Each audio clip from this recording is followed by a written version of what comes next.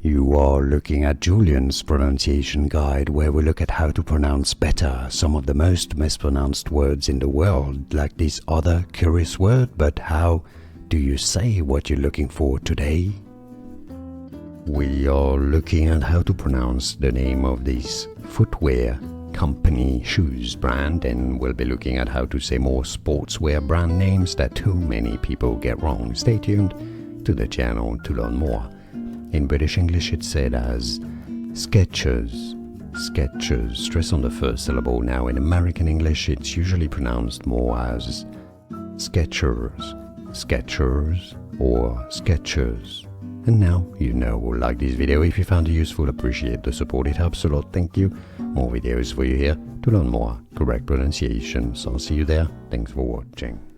Here are more videos on how to pronounce more confusing words and names too many mispronounced. Like this video if you found it useful, I appreciate your support. I'll see you soon and thanks for watching.